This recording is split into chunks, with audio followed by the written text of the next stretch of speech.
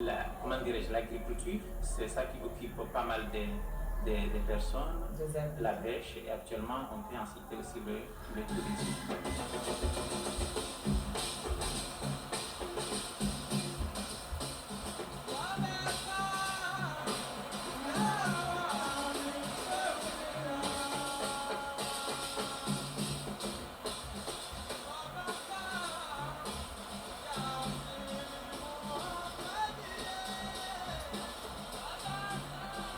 Pour ceux qui adorent la mer, Bouni offre une des meilleures plages, au sable blanc, tel un linceul qui sépare le bleu de la mer du vert de la végétation, et Bouni témoin de cet environnement qui ne demande qu'une protection, et pourtant veut bien laisser tous ceux qui y adorent en profiter.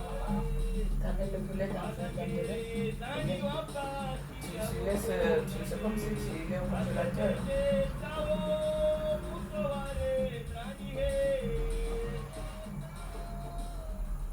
Le village de Bouni possède une école primaire et des écoles coraniques appelées communément madrasat.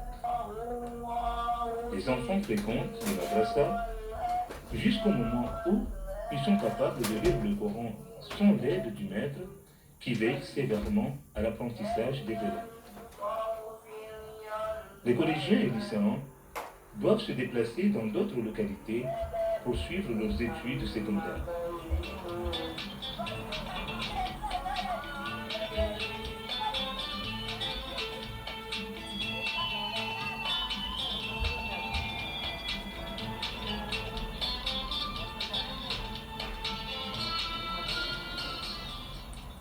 Parmi les activités que les habitants de Bouni mènent quotidiennement, celles relatives à la vie de tous les jours.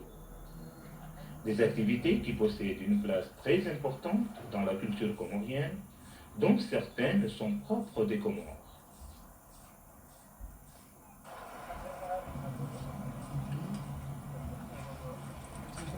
La confection du hamba, au corde tressé, à base de couverture de coco, est pratiquée uniquement par les femmes.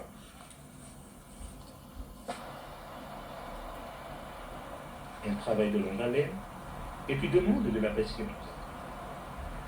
Au début, les couvertures de coco, qui servent de matériel de base, sont placées sur le sable et recouvertes de cailloux pour que la mer ne les emporte pas pendant 2 à 3 mois pour adoucir les fibres qui les composent.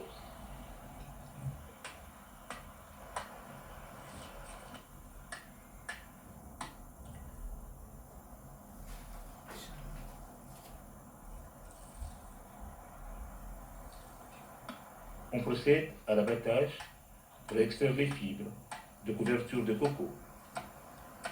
Une fois peignées, à l'aide des doigts.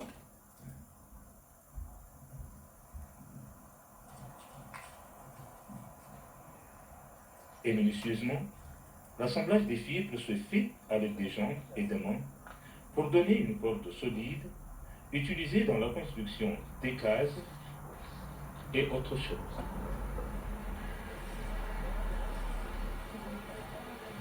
C'est de cette façon que nous mesurons la corde. La mesure, c'est à coup d'heure que nous mesurons un hajar qui est rouleau, un bas, un rouleau qui varie entre 500 et 1000 francs. C'est une pratique que même les plus anciens ignorent son origine. J'ignore sa provenance.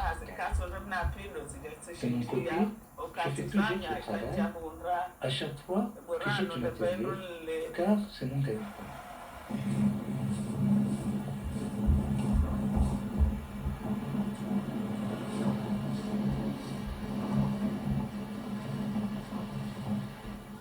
La corde à base de fibres de couverture de coco est l'un des objets que l'on peut tirer du cocotier.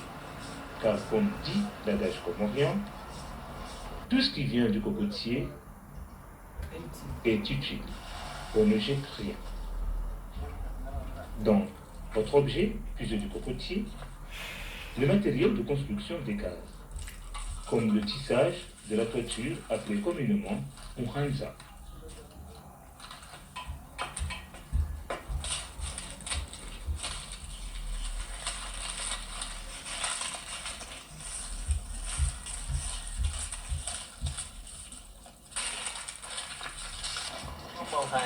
On l'appelle Mouhanza Mouchikomo. On se rend au champ pour ramasser les feuilles de cocotier. On enlève les pétales du support à l'aide d'un couteau.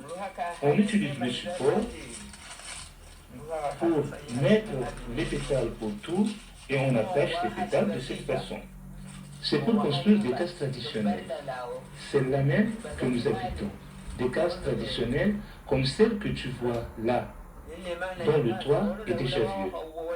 Oui, ce sont des pratiques que nous avons héritées des anciens. Un toit en fait de coco dure 5 ou 6 ans si c'est vraiment bien fait. Mais certains sont très mal faits, alors ils ne prennent que 3 ans. Certains vendent à 150 francs un toit, d'autres à 100 francs. Mon travail, c'est